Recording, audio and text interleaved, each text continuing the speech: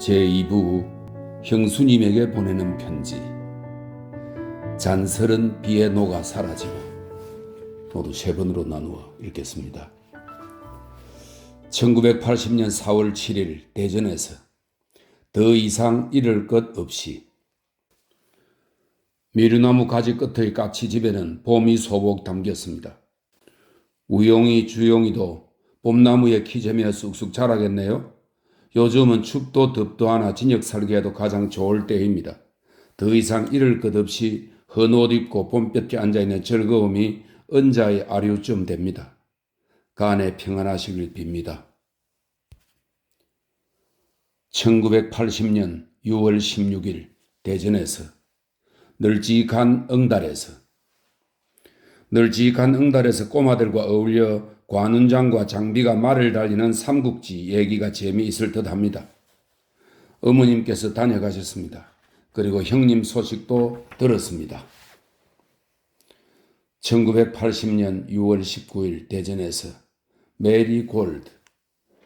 두어 차례 단비가 내려 해가라는가 여겼더니 그뿐 내리 불볕입니다. 벼룩물이 번쩍번쩍 마르고 풀썩풀썩 이는 먼지가 땀 차서 척척 감기는 옷이 더위를 한층 지겨운 것으로 만듭니다. 작업장 창문턱에 메리골드라는 꽃 한 포기를 올려놓았습니다. 메마른 땅에 살고 있는 제 족속들과는 달리 이 엄청난 가뭄의 세월을 알지도 못한 채 주전자의 물을 앉아서 받아 마시는 이 작은 꽃나무는 역시 땅을 잃은 연약함을 숨길 수 없습니다. 과연 지난 6, 7일 이틀 연휴를 지내고 추력해 보니 물 기를 줄 모르고 길어 올릴 물도 없는 이 꽃나무는 화분 언저리에 목을 걸치고 삶은 나물이 되어 늘어져 있었습니다. 큰 땅에 뿌리 박지 못하고 10cm짜리 화분에 생명을 담은 한 포기 풀이 어차피 치러야 할 운명의 귀결인지도 모릅니다. 혹시나 하는 기대가 없지도 않았지만 차라리 장송의 의뢰에 가까운 심정으로 흥건히 물을 뿌려 구석에 치워 두었습니다. 그러나 오래지 않아 저는 이 작은 일로 하여 실로 귀중한 뜻을 깨달았습니다. 창문턱에서 내려와 쓰레기통 옆의 잊혀진 자리에서 꽃나무는 저 혼자의 힘으로 힘차게 팔을 뻗고 일어서 있었습니다. 단단히 주먹진 봉우리가 그 속에 빛나는 꽃을 준비하고 있었습니다. 형님 그리고 우주용이 모두 여름의 건성을 빕니다. 1980년 7월 7일 대전에서 저녁에 등불을 켜는 것은 담천이라 아직은 더위가 기승을 부리지는 못하고 있습니다. 하는 일 없이 앉아서 땀만 흘리는 이곳의 여름이 몹시 부끄러운 것입니다만 아무리 작고 하찮은 일이더라도 새 손수건으로 먼저 창유리를 닦는 사람처럼 무심한 일상사 하나라도 잘못 맑은 정성으로 대한다면 훌륭한 일이란 우리의 징심도처에서 발견되는 것임을 깨닫게 됩니다. 형님께서도 어려움이 많으시리라 생각됩니다. 저녁에 등불을 켜는 것은 어려운 때 서로 지혜로워야 한다는 뜻이라 믿습니다. 우용이 주용에게 그림 그렸습니다. 1980년 8월 17일 대전에서 일요일의 구름처럼. 여름다운 더위도 없이 벌써 8월 하순, 며칠 후면 처서입니다. 창살 때문에 더 먼 하늘에는 크고 흰 구름이 일요일에 구름답게 바쁠 것 하나 없이 쉬고 있습니다. 오늘은 벽에 머리를 기대고 신동엽의 시를 읽어봅니다. 누가 하늘을 보았다 하는가? 누가 구름 한 송이 없이 맑은 하늘을 보았다 하는가? 기다림에 지친 사람들은 산으로 갔어요. 그리움은 회올려 하늘에 불붙도록, 뼛섬은 썩어 꽃쭉 널리도록. 바람 따신 그 옛날 후고구려적 장수들이 의영제를 묻던 거기가 바로 그 바위라 하더군요. 그동안 형님께서도 평안하시고 우용이 주용이 건강하리라 믿습니다. 지난달 어머님 다녀가신 편에 집안 소식, 특히 손주들 자랑 많이 들었습니다. 1980년 9월 16일 대전에서 창고의 공허 속에서. 9월 중순 캘린더에는 단풍의 계절이 흐드러져 있습니다. 2월화보다 더 붉은 홍엽들이 높은 가을 하늘 아래 타는 듯합니다. 실생활의 중량이 배제된 창고의 공허 속으로 계절은 다만 한난으로 환원되어 찾아왔다 돌아갑니다. 망치가 가벼워 못이 될까 조심하고 여름이 시원하여 겨울에 추울까 염려하다가도 계란을 보고 새벽을 묻는 조급함에 스스로 고소를 금치 못합니다. 어쨌든 달력의 가을 풍경을 보고 이내 겨울옷을 꺼내는 것은 지혜라 읽었기에는 아무래도 부끄러운 일입니다. 우용이 주용이가 거북이의 이야기를 알고 있는지. 1980년 10월 20일 대전에서 매일의 아픈 경험들. 그동안 새 시대의 구호와 표어를 갈아붙이느라 몹시 바쁜 날들의 연속이었습니다. 사다리를 올라가 높은 곳에서 일할 때의 어려움은 무엇보다도 글씨가 바른지 삐뚤어졌는지를 알 수 없다는 것입니다. 코끼리 앞에 선 장님의 막연함을 금할 수 없었습니다만 저는 낮은 곳에 있는 사람들에게 부지런히 물어봄으로써 겨우 바른 글씨를 쓸 수 있었습니다. 푸른 과실이 햇빛을 마시고 제 속의 썩고 신물을 달고 향기로운 즙으로 만들듯이 저도 이 가을에는 하루하루의 아픈 경험들을 양지 바른 생각의 지붕에 널어 소중한 겨울의 양식으로 갈무리하려고 합니다. 우용이 주용이 환절기에 건강하고 간에 두루 평안하시길 빕니다. 1980년 11월 20일 대전에서 새벽 참새. 새벽 참새가 옆탈한 초동의 고목가지를 흔들며 폴폴 걷지 않기도 하다가 어느새 처마끝 함성 물바지에 올라 발톱 소리 섞어 짹짹거리기도 하다가 무슨 마음인지 후딱 던져진 공같이 덥센 하늘을 가르고 지붕 너머로 사라지기도 하며 조용한 아침에 최초의 활기를 불어줍니다. 엄마 없는 아이야 참새하고 놀아라. 참새의 친구는 원래 엄마 없는 아이였던 모양입니다만 교도소의 참새는 새벽마다 그 작은 가슴을 창공으로 열어 우리의 다친 마음을 깨우는 수인들의 친구가 되고 있습니다. 들판의 아이와 도시의 아이 사이에는 산토끼와 집토끼, 강과 운하, 하늘과 창문의 차이가 있다고 합니다. 도시가 문명의 중심임은 사실이지만 문명 가운데는 그 피로는 사라지고 전통만 남아 도리어 적응과 굴종을 요구하는 사람이 그것을 위해 복무하는 그런 문명도 없지 않습니다. 자연을 보러 가서 인공을 만나고 오는 서울 사람들 속에서 우용이와 주용이는 얼마만큼의 자연과 더불어 자라고 있는지 궁금합니다. 형님과 간에 두루 평안하시길 빕니다. 1980년 12월 22일 대전에서 눈이 오는 날은 눈사람처럼 속까지 깨끗하게 되고 싶다던 무고한 가슴과 모든 추함까지도 은신시키는 기만의 백색에 돌리지 말자던 냉철한 머리가 아울러 생각납니다.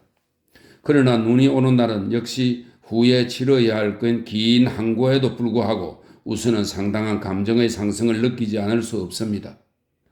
납전 300이면 풍년이 든다는데 초설이 유난히 풍성한 금년은 벌써 200입니다. 새해에는 이웃과 함께 웃을 수 있는 큼직한 기쁨이 있으시길 빌며 연하에 대신합니다. 1981년 2월 4일 대전에서 봄꽃으로 헤아리는 잔형기. 하필이면 한겨울에 신년을 맞이하기 때문에 해마다 새해의 느낌은 그 신선함이 지나쳐 칼날 같습니다. 더욱이 올해 같은 혹한에는 더욱 그렇습니다. 꽃피는 어느 춘삼월 따스한 날을 정월 초하루로 잡았더라면 새해가 사뭇 다정한 것이 되었으리라 생각됩니다. 추워서 잔뜩 웅크린 겨울철은 아무래도 무엇을 맞이하고 어쩌고 하기에는 불편한 계절입니다.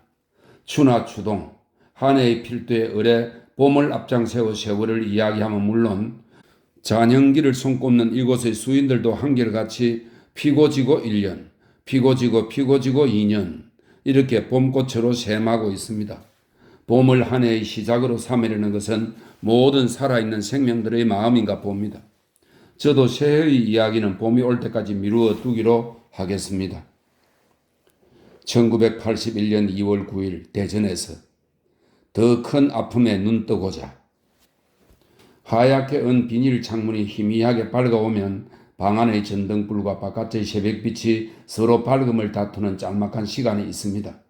이때는 그럴 리 없음에도 불구하고 도리어 더 어두워지는 듯한 착각을 한동안 갖게 합니다. 치랴의 어둠이 평단의 새빛에 물러서는 이 짧은 시간에 저는 별이 태양 앞에 빛을 잃고 간밤의 어지럽던 꿈이 찬물 가득한 아침 세숫대야에 씻겨나듯이 작은 고통들에 마음 아파하는 부끄러운 자신을 청산하고 더 큰 아픔에 눈뜨고자 생각에 잠겨봅니다. 큰 추위 없이 겨울을 나자니 막상 돈을 다 치르지 않은 것 같은 느낌이 남습니다. 어제는 보름이었습니다. 창살 격하에 보는 달은 멀기도 하여 불질러 달을 맞던 마음도 식어서 달력 짚어볼 생각도 없었던가 봅니다. 1981년 3월 23일 대전에서 봄싹. 오늘은 춘삼월 양광을 가득히 받으며 금산의 700의총을 참관하고 왔습니다. 15척 담은 봄도 넘기 어려운지 봄은 밖에 먼저 와 있었습니다. 우리는 한나절의 봄 나들이를 맞아 저마다 잠자던 감성의 눈을 크게 뜨고 봄을 들이마시기에 여념이 없었습니다. 나는 들판을 기웃거리다가 전에는 미처 몰랐던 것을 놀라움으로 깨달았다. 사람에게 봄 기운을 먼저 가져오는 것은 거르고 가까워진 꽃나무보다 밝고 배은했던 잡초라는 것을, 덜푸른 모진 바람 속에서도 잔서를 이고 자랄 뿐 아니라 그렇게 자라는 풀잎마다 아쉬운 사람들이 나물로 먹어온 것도. 지금은 꽃이 아니라도 좋아라의 이 일절은 스스로 잡초 습에 몸을 둔 우리들로 하여금 봄이 늦다고 투정하는 대신에 응달에 버티고선 겨울의 응어리들 틈 사이에서 이미 와 있을지도 모를 봄싹을 깨닫게 하는 높은 채찍입니다. 1981년 4월 26일 대전에서 닫힌 공간, 열린 정신. 옷은 새 옷이 좋고 사람은 한 사람이 좋다고 하는데 집의 경우는 어느 쪽이 좋은지 생각 중입니다. 집은 옷과 달라서 우리 몸에 맞추어 지은 것이 아니며 집은 사람과 달라서 시간이 흘러도 양보해주지 않습니다. 새 교도소에 이사와서 보니 새 집은 역시 길들일 것이 많습니다. 소혹성에서 온 어린 왕자는 길들인다는 것은 관계를 맺는 것이라고 합니다. 관계를 맺음이 없이 길들이는 것이나 불평등한 관계 밑에서 길들여지는 모든 것은 본질에 있어서 억압입니다. 관계를 맺는다는 것의 진정한 의미는 무엇을 서로 공유하는 것이라 생각됩니다. 한 개의 나무 의자든 높은 정신적 가치든 무엇을 공유한다는 것은 같은 창문 앞에 서는 공감을 의미하며 같은 배를 타고 있는 운명의 연대를 뜻하는 것이라 생각됩니다. 작년까지만 하더라도 인적이 없던 이 산길 속에 지금은 새하얀 벽과 벽에 의하여 또박또박 분할된 수많은 공간들로 가득 찼습니다. 저는 그 중의 어느 각진 1.86평 공간 속에 고추 앉아서 이 냉정한 공간과 제가 맺어야 할 관계에 대하여 생각해 봅니다. 수많은 공간과 그것의 지극히 작은 일부를 채우는 64kg의 무게, 높은 옥담과 그것으로는 가둘 수 없는 저 푸른 하늘의 자유로움을 내면화하려는 의지. 한마디로 닫힌 공간과 열린 정신의 불편한 대응에 기초하고 있는 이러한 제 관계는 교도소의 구금 공간과 제가 맺어야 할 역설적 관계의 본질을 선명하게 밝혀줍니다. 그것은 길들여지는 것과는 반대 방향을 겨냥하는 이른바 긴장과 갈등의 관계입니다. 그것은 관계 이전의 어떤 것, 관계 그 자체의 모색이라 해야 할 것입니다. 긴장과 갈등으로 팽팽히 맞선 관계는 대자적 인식의 한 조건일 뿐 아니라 모든 살아있는 관계의 실상입니다. 관계를 맺고 난 후의 편안하게 길들여진 안건은 일견 관계의 완성 또는 완숙한 관계와 같은 외모를 하고 있지만 그 내부에서는 그것을 가져다 준 관계 그 자체의 붕괴가 시작되고 있음을, 이미 붕괴가 끝나가고 있음을 허다히 보아왔기 때문입니다. 저는 새 교도소에 와서 느껴지는 이 갈등과 긴장을 교도소 특유의 어떤 것 또는 제 개인의 특별한 경험에서 연유된 것이라 생각하지 않고 사물의 모든 관계 속에 항상 있어온 관계 일반의 본질이 우연한 계기를 만나 잠시 표출된 것으로 생각합니다. 그래서 저는 이 긴장과 갈등을 그것 자체로서 독립된 대상으로 받아들이기보다 도리어 이것을 통하여 관계 일반의 본질에 도달할 수 있는 하나의 시점으로 이해하려 합니다. 그리하여 제 자신과 제 자신이 놓여있는 존재 조건을 정직하게 인식하는 귀중한 계기로 삼고자 합니다. 그러나 저는 이 긴장과 갈등을 견딜 수 있고 이길 수 있는 역량을 제 개인의 고독한 의지 속에서 구하려 하지 않습니다. 그것은 새하얀 벽과 벽에 의하여 또박또박 분할된 그 수많은 공간마다의 사람들이 가득 차 있다는 사실에서 무엇보다도 확실하게 얻어질 수 있기 때문입니다. 비단 갇혀있는 사람들뿐만이 아니라 우리들이 많은 사람들 속에 존재하고 있다는 튼튼한 연대감이야말로 닫힌 공간을 열고 저 푸른 하늘을 숨쉬게 하며 그리하여 긴장과 갈등마저 넉넉히 포용하는 거대한 대륙에 발 디디게 하는 우람한 힘이라 믿고 있습니다. 관계를 맺는다는 것은 아픔을 공유하는 것에서부터 시작하는 것인가 봅니다. 보내주신 돈과 시계는 잘 받았습니다. 잠겨있는 옥방 안에서도 시계는 잘 갑니다. 막힌 공간에 흐르는 시간, 흡사 반칙 같습니다. 발목에 시간을 가지고 있더라도 시간에 각박해지지 않도록 노력하겠습니다. 어차피 무기징역은 유유한 자세를 필요로 합니다. 4월의 훈풍은 산과 나무와 흙과 바위와 세멘트와 헌종이와 빈 비닐봉지에까지 아낌없이 따뜻한 입김을 불어 넣어주고 있습니다. 가내의 평안을 빕니다. 1981년 5월 13일 대전에서 징역 보따리들 영치된 책들을 집으로 우송하려고 영치 창고로 가서 저희 보따리를 끌어보았습니다. 수많은 보따리들이 번호순으로 어깨를 비비며 비좁은 시렁을 겨우 나누어 앉아있는가 하면 보따리마다에는 주인을 잘못 만나 엉뚱한 곳에 온 물건들이 기막힌 사연을 담은 채 나부탈린 냄새 속에 잠들어 있었습니다. 저희 보따리에도 삐뚤어진 신발과 작은 옷가지에 10여 년 전의 세월이 그대로 고여 있었습니다. 집으로 우송할 책만 따로 골라서 묶어놓고 나머지는 폐기하였습니다. 빈 보따리 달랑 끌어놓고 돌아오면서 새해도 아닌데 찾아드는 무슨 신선함 같은 느낌에 잠시 의아한 마음이 되었습니다. 항상 새로이 시작하는 마음가짐은 필요하고도 유익한 것이라 생각됩니다. 형님 편에 집안 소식 많이 들었습니다. 우용이 주용이와 함께 형수님께서도 건강하시길 빌며 이만 각필합니다. 1981년 6월 5일 대전에서 보리밭 언덕 서와반 작업장에서 바깥을 바라보면 우리들의 마음을 너그럽게 해주는 완만한 능선을 가진 보리밭 언덕이 있습니다. 이 언덕은 출소자들이 저마다의 얼룩진 청춘을 묻어둔 교도소를 한 번쯤 굽어보는 만기 동산이기도 하며 접견을 마친 어느 가족이 차마 발길 떼지 못해 아픈 입술을 씹으며 잠시 망부석이 되는 언덕이기도 합니다. 저는 우용이 주용이 또래의 어린이가 란도셀을 메고 이 보리밭 사이길로 뛰놀며 학교 가는 모습이 가장 좋습니다. 아침 저녁으로 자동차와 소음 대신에 보리밭을 질러서 등하교 한다는 것은 도해지를 사는 어린이들에게는 또 한 사람의 어머니를 갖는 것과 맞먹는 행운입니다. 교회와 몇 개의 지붕을 등에 얹고 있는 이 언덕에 요즘은 가뭄 때문에 자라지 못한 채 질에 익어버린 보리가 애타게 단비를 목말라 하고 있습니다. 안타까운 일입니다. 다음 편지에는 우용이와 주용이와 함께 찍은 사진 2장 보내주시기 바랍니다. 저희들도 가족 사진을 가질 수 있습니다.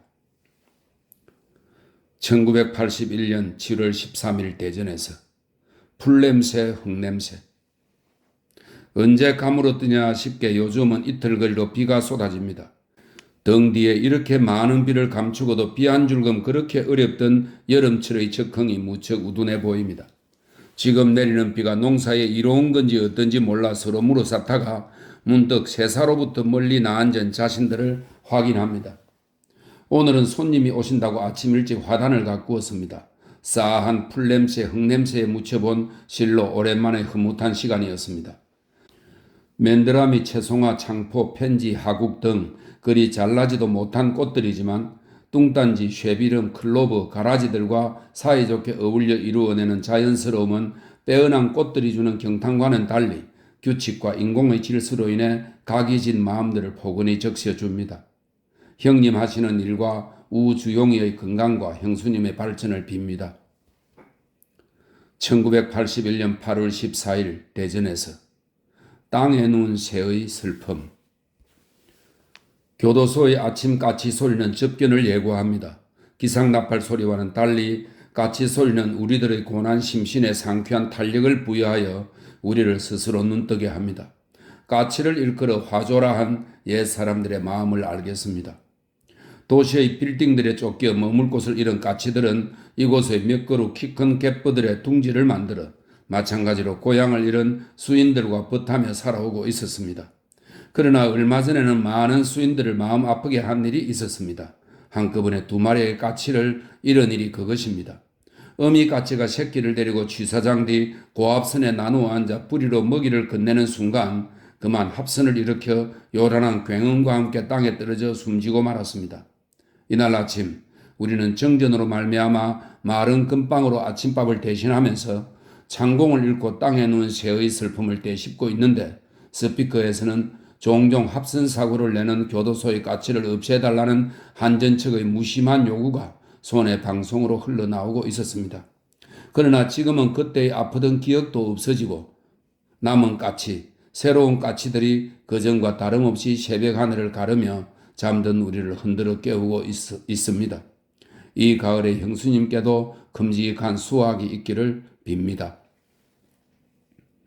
1981년 9월 10일 대전에서 예언. 이곳은 태풍의 먼 자락이 가비의 스쳤을 뿐인데도 사나흘 조의 낙수가 끊이질 않고 갯벌들 큰 가지가 바람에 찢겨 밤새 머리칼로 비질을 하는 등 여간이 아니었습니다. 오늘 아침은 자욱한 연기가 빛바랜 옥사의 삭막한 풍경을 포근히 감싸서 부드럽기가 흡사 산수와의 원경 같습니다. 옛날에 수염이 길고 지혜 또한 깊은 어느 노성이 이곳을 지나다가 짙게 서린 무기를 보고 이곳에는 훗날 큰 절이 서리라는 예언을 남기고 표현이 사라졌다고 합니다. 예언이란 읍비섯이 적중하는데 묘가 있는가 봅니다. 수천의 청이 삭발성들이 고행수도하는 교도소는 가히 큰 절이라 하겠습니다. 잠 에너지로 어제의 피곤을 가신 이곳의 우리들은 새벽의 청신한 공기를 양껏 들이마시며 기차처럼 어느새 지나가 버릴 쾌청한 가을 날씨를 차마 아까워 어쩌지 못하고 있습니다. 가을에 저마다 자신을 간추려두는 까닭은 머지않아 겨울이 오기 때문이라고 생각됩니다. 내일 모레가 추석, 사과라도 나누며 친구들과 더불어 우리들의 가을을 이야기하겠습니다. 1981년 10월 17일 대전에서 가을 운동회와 국화. 어제는 재소자들의 가을 운동회 날이라 종일 운동장에 가만히 위에 앉아 있었습니다. 좁은 마당에 잘해야 난장이 곱사춤이라지만 새하얀 직선과 곡선으로 모양을 낸 운동장은 거기 얼룩져 있는 숱한 사람들의 고뇌를 말끔히 씻은 얼굴입니다. 닫힌 문 열고 나온 수인들의 다른 박질은 가지각색의 팬티에도 불구하고 하나같이 저만큼 가버린 가을을 향한 집요한 추격 같습니다. 국화장의 비닐 온실에 밤새 불을 켜놓기에 아마 개사에 다는 전등불이나 한 가지려니만 여겼더니 이것은 꽃을 재촉하는 것이 아니라 도리어 꽃을 누르기 위한 것임을 알았습니다. 국화는 장야성 식물이기 때문에 밤이 길어야 꽃이 피는 법인데 시장의 꽃값이 비쌀 때 내기 위하여 개화를 억제해 둔다는 것입니다. 춘분도 훨씬 지나 가을밤도 길어졌는데 전등불에 밤을 빼앗겨 피지 못하던 꽃들이 며칠 전에 소등으로 일제히 꽃 피어났는지 온실에는 꽃 한 송이 보이지 않고 썰렁한 늦가을 바람이 비닐 자락을 부풀리고 있습니다. 아버님 다녀가신 편에 집안 소식 잘 들었습니다. 아무쪼록 건강하시고 싱그러운 가을이 가내에 충만하길 빕니다. 1931년 11월 9일 대전에서 남옥 건너편에는 공장과 사동에 부착할 동상 예방 주의사항을 채다 쓰기도 전에 추위가 찾아왔습니다. 가을 초입부터 겨울을 느끼며 사는 저희들에게는 조금도 놀라운 일이 못 됩니다. 조금은 귀찮은 일이긴 합니다. 감년이 지난 낡은 담벽 밖으로 여름 내 무성한 잎사귀를 자랑하던 가로수들은 발밑에 낙엽을 떨구어 걸음으로 챙기며 내년의 성장을 약속하고 있습니다. 이 나목들의 건너편에는 여름 보리누름에 가뭄 혹수로 그토록 시달리던 언덕에 지금은 반달년, 가오리연을 날리는 아이들과 쥐불을 놓아 까맣게 언덕을 그을려 먹는 꼬마들이 제철을 만난 듯 뛰놀고 있습니다. 낡은 담, 조락한 나무들 뒤편에 이처럼 발랄한 어린이들의 약동이 보이는 풍경은 그대로 하나의 놀라운 교훈입니다. 우용이 주용이도 그림 속의 어린이처럼 겨울에 더욱 강한 어린이가 되길 바랍니다. 1981년 세모에 대전에서 창문과 문. 지난달 하순에 저희 서화반이 이사를 하였습니다. 5, 6년 동안 작업장으로 사용해왔던 강당역 계단으로부터 13평짜리 큰 방으로 옮겨왔습니다. 사골세를 살다가 전세를 얻어든 폭은 됩니다. 방이 크기 때문에 윗목에 책상을 불려놓아 작업을 하고 아랫목에서 먹고 자는 이른바 숙식 작업의 전 생활이 한 곳에서 이루어지게 되었습니다. 서화반의 식구도 7으로 늘고 저녁 잠만 자러 오는 악대 부원 10여 명이 또 이 방의 동숙인입니다. 이것은 실로 이사 이상의 큰 변화입니다. 낯선 것, 서툰 것, 심지어 불편한 것까지 전체로서 신선한 분위기를 이루어 생활에 활력을 불어넣습니다. 이번 이사 때 가장 두고 오기 아까웠던 것은 창문이었습니다. 부드러운 능선과 온유월 보리밭 언덕이 내다보이는 창은 우리들의 메마른 시선을 적셔주는 맑은 샘이었습니다. 그러나 생각해보면 창문보다는 역시 문이 더 낫습니다. 창문이 고요한 관조의 세계라면 문은 힘찬 실천의 현장으로 열리는 것입니다. 그 앞에 조용히 서서 먼 곳에 착목하며 스스로의 생각을 여미는 창문이 귀중한 명상의 양지임을 부인할 수는 없지만 그것은 결연히 문을 열고 온몸이 나아가는 진보 그 자체와는 구별되지 않을 수 없습니다. 한 해 동안 베풀어 주신 형수님의 수고에 감사드립니다. 새해의 발전과 건강을 기원합니다. 1982년 4월 13일 대전에서 서도와 필제.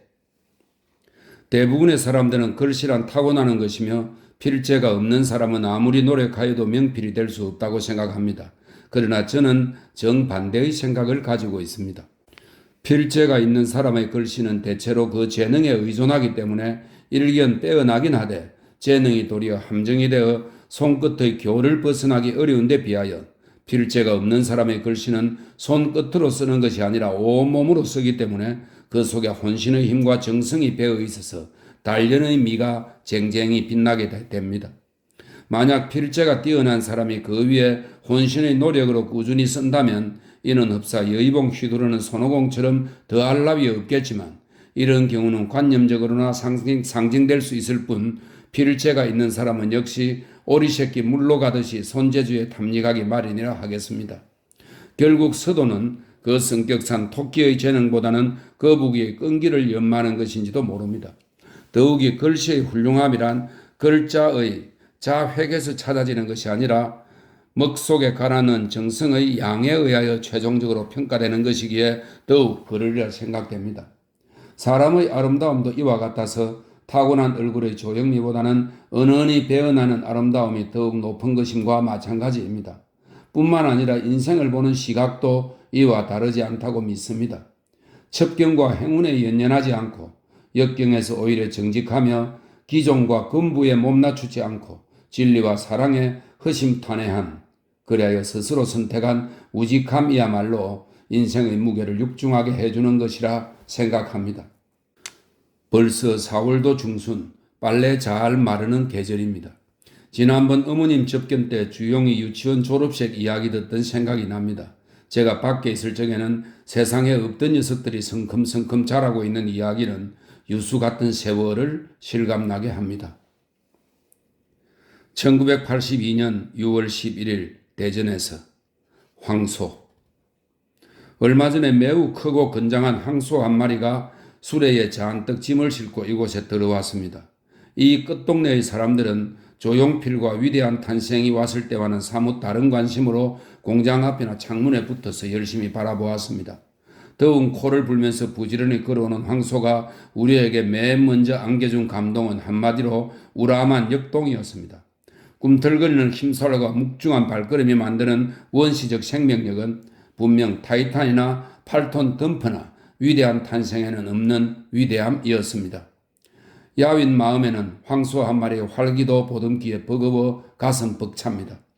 그러나 황소가 일단 걸음을 멈추고 우뚝 서자 이제는 아까와는 전혀 다른 얼굴을 우리에게 보여줍니다. 그 우람한 역동 뒤의 어느 매에 그런 엄청난 한이 숨어 있었던가. 물기 어린 눈빛, 굵어서 더욱 처연한 두 개의 뿔은 먼저의 우렁차고 건강한 감동을 밀어내고 순식간에 가슴 밑바닥에서부터 잔잔한 슬픔의 앙금을 채워놓습니다. 황소가 싣고 온 것이 작업 재료가 아니라 고향의 산천이었던가. 저마다의 표정에는 고향 떠난 지도 참 오래지 하는 그리움의 표정이 역력하였습니다. 이 끝동네의 사람들은 대부분이 고향을 떠나 각박한 도시를 헤매던 방황의 역사를 간직한 사람들이기 때문에 황소를 보는 마음은 고향을 보는 마음이며 동시에 자신의 스산한 과거를 돌이켜보는 마음이어서 황소가 떠나고 난 빈자리를 그저는 뜨지 못해 하였습니다. 황소는 제가 싣고 온 짐보다 더 큰 것을 우리들의 가슴에 부려놓고 갔음에 틀림없습니다. 편지 못 읽을 우용이 주용에게는 황소 그림을 보냅니다. 서울의 어린이들에게 황소란 달나라의 동물만큼이나 아득한 것이라 생각됩니다. 어려운 여건 속에서 더욱 바쁘실 형님 형수님 건강을 빕니다. 깊은 밤에는 별이, 더운 여름에는 바람을 거느린 소나기가 있다는 사실은 모든 사람들의 위안입니다. 1982년 7월 21일 대전에서 샘. 우리 마을에는 올해같이 심한 가뭄에도 끄떡없는 깊은 우물이 있습니다. 지심을 꿰뚫고 흐르는 큰 물줄기와 만난 이 샘에는 언제나 싱싱하고 정갈한 생수가 보석처럼 번쩍이고 있습니다. 쇠미 깊은 말은 가람에 아니 거칠세 내이 이르 발아래 가나니. 참새맞이 휘어넘는 15척 옥담도 대지의 깊은 가슴에 안긴 이 물줄기는 끊지 못하여 물쓰듯 물을 쓰지는 못하지만 내가 되어 바다로 들지는 못하지만 같은 울 속에 사는 한울님들의 더위를 가셔주고 메마른 가슴에 묻힌 사랑과 지혜와 힘을 깨우며 때로는 고요한 명경이 되어 잊었던 하늘을, 구름을, 그리고 우리의 얼굴을 찾아줍니다. 16일에 형님 오셔서 집안 소식 잘 들었습니다. 우용이 주용이 방학을 맞아 마음껏 놀겠습니다. 이곳에도 순화교육에 한 달 쉬게 되어 운동장에는 한결 부드러운 소리 가득합니다. 여름 동안에 겨울을 이길 건강을 만들어 두겠습니다. 1982년 8월 9일 대전에서 그 흙에 새소리 나서. 몇 장의 깨끗하게 쓰지 못한 공책장을 찢어내면 그만큼의 새 공책장도 따라 떨어져 나갑니다. 결벽증이 심하고 많은 것을 원하던 학생 시절에는 노트의 척장이 조금이라도 더럽혀지면 이내 뜯어내고 새로 시작하기 일쑤였습니다. 그러나 지금은 어지간히 세월도 흐르고 세상의 너른 속을 조금은 겪어서 그런지 새 공책장이 떨어져 나갈까봐 또는 애써 쓴 몇 장의 공책장이 아까워서도 차마 더럽혀진 노트를 선뜻 뜯어내지 못하고 웬만하면 그냥 두는 쪽을 택하게끔 되었습니다. 그뿐만 아니라 깨끗이 쓰지 못한 공책장이라 하더라도 그 속에 담긴 그 나름의 수고에 오히려 애착이 가고 염분마저 느끼게 되어 이제는 결백하나 얄파간 노트보다는 다소 지저분하더라도 두툼한 노트를 갖고 싶은 마음입니다. 한 송이의 작은 봄꽃을 위하여 냉혹한 겨울의 중량을 인동하는 풀싹이나 단 한 사람의 신뢰를 위하여 험한 세상의 다리가 되는 우정의 이야기는 우리들로 하여금 개인으로서의 자기를 뛰어넘게 하는 귀중한 깨달음을 갖게 합니다. 15대는 아무리 큰 상처라도 아물기에 충분한 세월입니다. 그러나 그 긴 세월 동안을 시종 자신의 상처 하나 다스리기에 급급한다면 그것은 과거 쪽에 너무 많은 것을 할애함으로써 야기된 거대한 상실임이 분명합니다. 세월은 다만 물처럼 애정을 묽게 하면만 그치는 것이 아니라 옛 동산에 그 흙에 새소리 나서 키를 재려하는 것도 또한 세월의 소위입니다. 1982년 10월 23일 대전에서 알몸. 여러 형제들 틈에서 부대끼며 자라면 일찍이 사회관계를 깨닫게 되고 좁은 무스라에서 옛것을 보고 들으면서 자라면 은연중에 역사의식을 갖게 된다고 합니다. 삼형제 이름 다 부른 다음에야 간신히 제 이름을 찾아 부르시던 할머님이나 유지를 펴고 그 앞에 꿇어앉아 붓글씨를 익히던 사랑채의 할아버지, 그리고 형과 다투면 형한테 떼든다고 나무라시고 동생과 다투면 동생 하나 거두지 못한다고 또 야단치시던 어머님의 꾸지람도 지금 생각하면 그러한 의식의 맹아를 키워준 귀중한 자양이었음을 깨닫습니다. 상당한 성장의 폭을 부여한 것 또한 사실이라고 생각됩니다. 그러나 이러한 어린 시절이나 책갈피 속에서 얻은 왜소하고 공소한 그릇의 구체적이고 현실적인 내용을 채워주는 것은 역시 생활의 현장에서 직면하는 각종의 체험이라고 할 수 있습니다. 바로 이 점에서 징역살인은 그것의 가장 적나라한 전형이라고 생각합니다.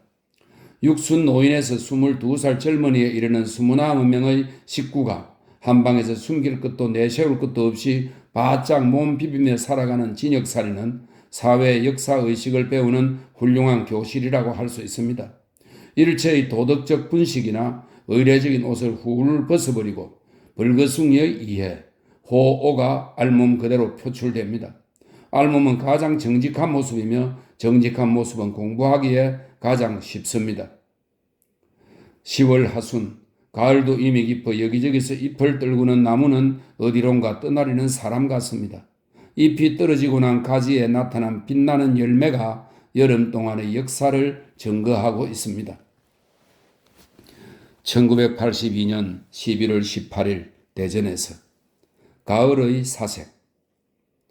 해마다 가을이 되면 우리들은 추수라도 하듯이 한 해 동안 키워온 생각들을 거두어 봅니다. 금년 가을도 여느 해나 다름없이 손에 잡히는 것이 없습니다. 공허한 마음은 뼈만 데리고 돌아온 바다의 노인 같습니다. 봄, 여름, 가을 언제 한번 온몸으로 떠맡은 일 없이 그저 앉아서 생각만 달리는 일이 부질없기가 어림조와 굿을 만드는 격입니다. 그나마 내 쪽에서 별이를 잡고 엮어간 일관된 사색이 아니라 그때그때 부딪혀오는 잡념, 잡사의 범위를 넘지 못하는 연습 같은 것들이고 보면 빈약한 추수가 당연할 수밖에 없습니다.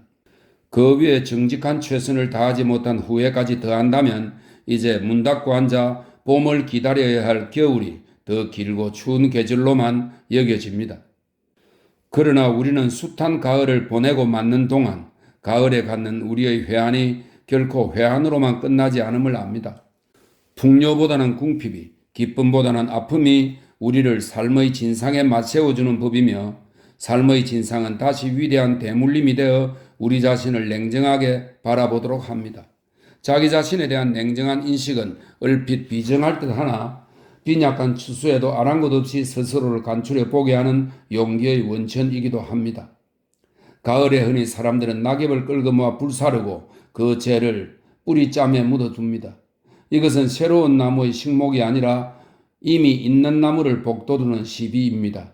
가을의 사색도 이와 같아서 그것은 새로운 것을 획득하려는 욕심이 아니라 이미 알고 있는 것들을 다짐하고 챙기는 약속의 이행입니다. 이 평범한 일상의 약속들이 다짐되고 이행된 다음 나중에야 비로소 욕심이 충족되더라도 되는 것이 응당한 순서이리라 생각됩니다. 가을에 갖는 우리들의 공허한 마음이란 조급한 욕심이 만들어 놓은 엉뚱한 것이라 해야 하겠습니다. 혹시나 잊고 있는 약속들을 찾아서 거두는 조용한 추수의 사려 깊음은 시내에 놓은 징검돌이 되어 이곳의 우리들로 하여금 섣달 냇물같이 차가운 징역을 건네줍니다. 지난번에 아버님, 어머님 접견오셔서 집안 소식 자세히 일러주셨습니다. 시어머님의 큰며느리 칭찬도 상당하였습니다. 엄마의 자리, 아내의 자리, 며느리의 자리, 형수의 자리, 숱한 자리마다 올 가을에 큼직큼직한 수확 있으시기 바랍니다.